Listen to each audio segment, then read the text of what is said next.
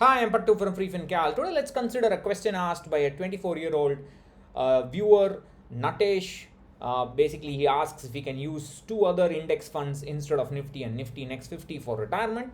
Before we get to that question, sneak peek into the uh, course, how to get paid, how to get paid with your skills, or how to get people to pay for your skills. You can see I have already recorded about 1, 2, 3, 4, 5 units, and already this is about more than about 140 minutes or so, roughly about 140 minutes or so, a little more than that maybe. um, I'm trying to record one session a day, and hopefully I will be able to send the payment link for those who have signed up for the 60% discount for a fee of rupees 2000 for getting into this course. I will be able to send the payment link on 30th of September or the 1st of October. So the course will launch on the 1st of October, but if I'm ready before that, get everything done, I want to prepare about half the course must be ready, at least half the course, 60% at least, must be all set, and I have to set up the payment link and do a little bit more of other arrangements. If all that's done by the 30th of September, I should be able to send the email out.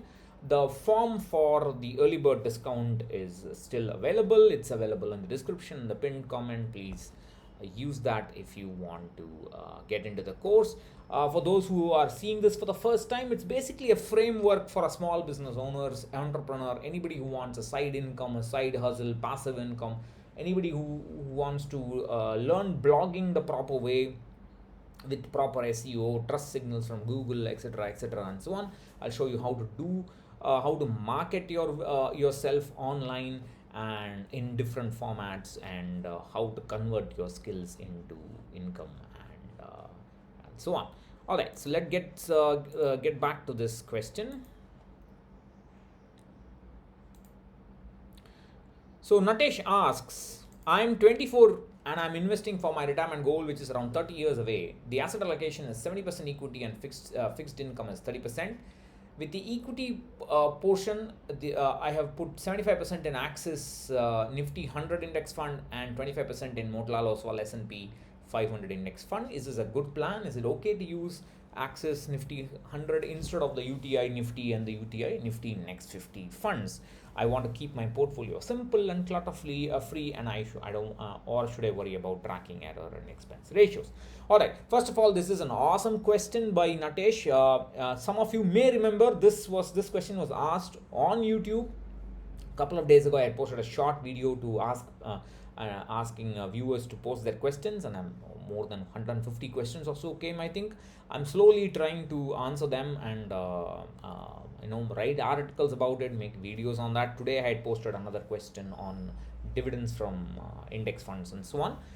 So this is a great question. Look at that question. It's awesome, isn't it? This tells you that the person has actually thought about the goal, thought about keeping the portfolio simple, thought about asset allocation, thought about actually constructing a diversified equity portfolio. It is awesome in so many levels. I have just a few comments that please recognize.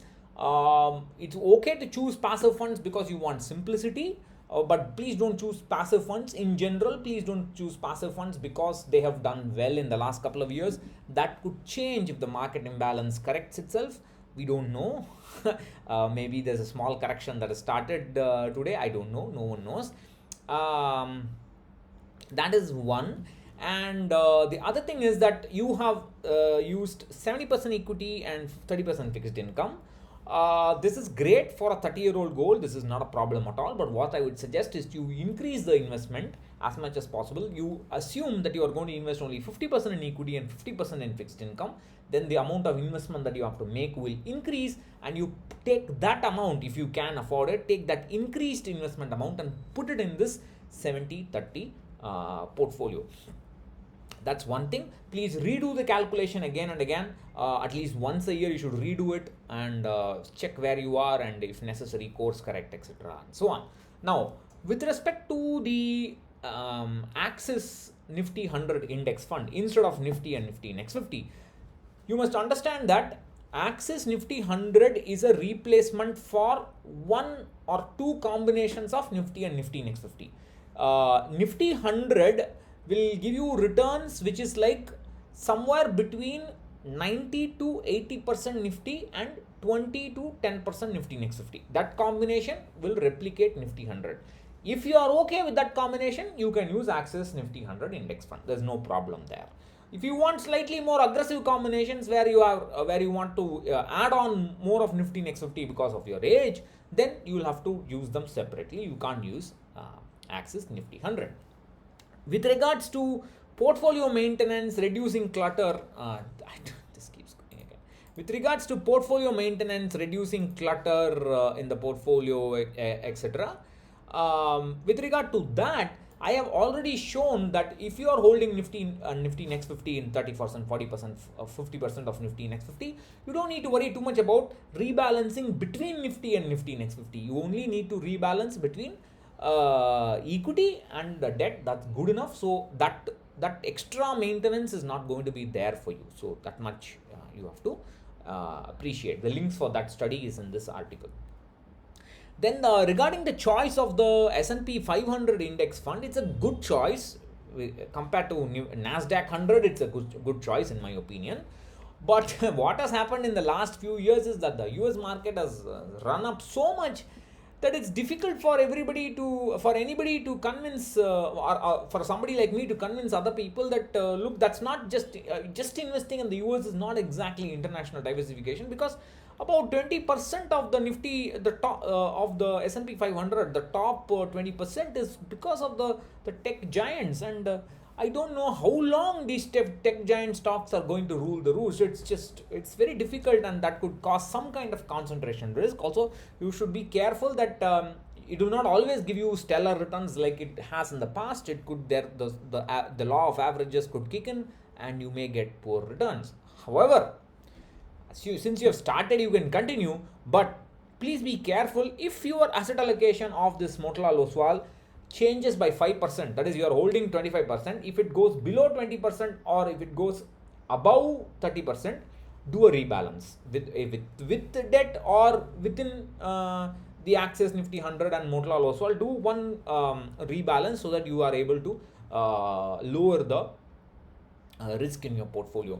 Having US equity and Indian equity in general will be okay with respect to range bound markets. For example, if the Indian market is range bound, is not moving anywhere, and the US market is doing well, you would get some benefit, or vice versa, you would get some benefit. Large up movements in US market may lead to large up movements in Indian market as well. Not all the time, but I mean, in the last 6 months to some extent it has, but generally up movements and down movements will happen together to some extent, but one market can be range bound while the other is not, and in that sense your portfolio risk is to some extent reduced.